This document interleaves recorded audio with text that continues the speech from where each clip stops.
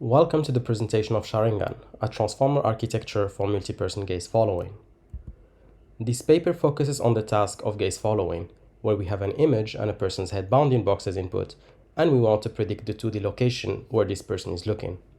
In practice, we predict a heat map instead, and use the argmax to derive the gaze point. Optionally, we may also predict a binary flag to denote whether the person is looking inside or outside the image. Most previous methods proposed for this task are single-person. This means that they require multiple forward passes to get the result for all people in the scene. This is a major design flaw that leads to wasted computation. Another limitation with available approaches is that they focus more on person-gaze representation and fusion with the scene, but pay very little attention to the decoding mechanism. Most previous decoders are a stack of transposed convolutions operating on very low-dimensional feature maps, 7 by 7 usually, which forces the prediction to be based on coarse information. Our proposed method is based on a hybrid CNN transformer architecture. First, the scene image is tokenized and then fed to the VIT. Now, since we have other inputs, namely the heads and box coordinates of people, we need a way to efficiently encode them into the model. We find that compressing the gaze direction and head location information into a single token representation not only performs well, but also allows us to accommodate multiple people with minimal extra costs. So how do we get these gaze tokens? Each head crop is fed to a CNN backbone to produce an embedding which is added to a head location embedding produced from the head box coordinates in order to obtain the gaze token of the person.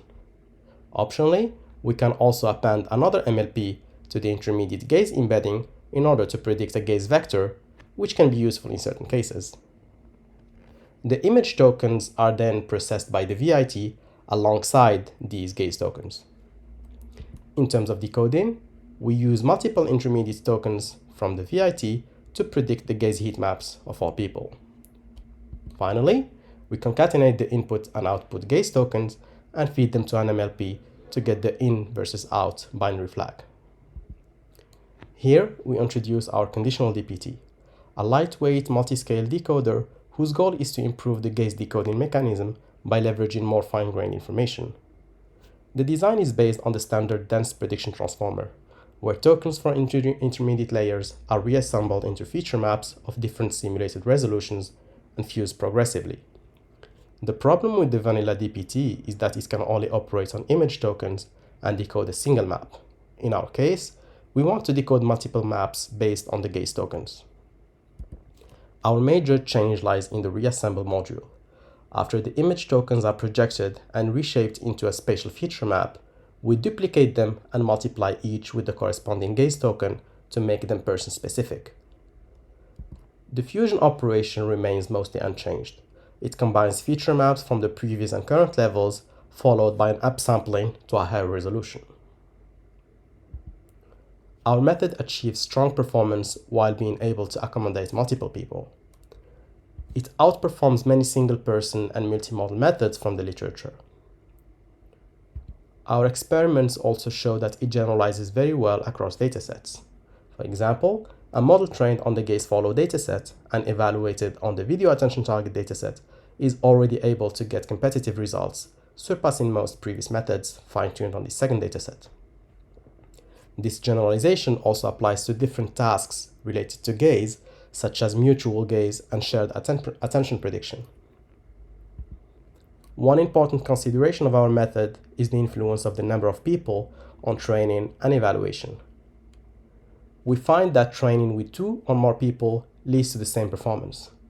We call these multi-person models.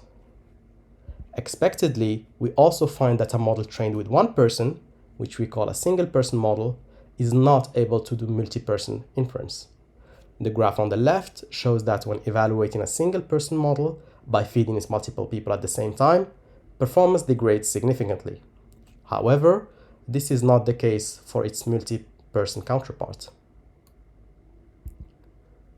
In this slide, we show the predicted gaze point and gaze vector of our model on a few clips from the child play dataset.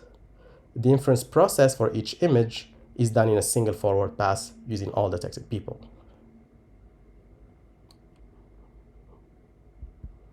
Thank you.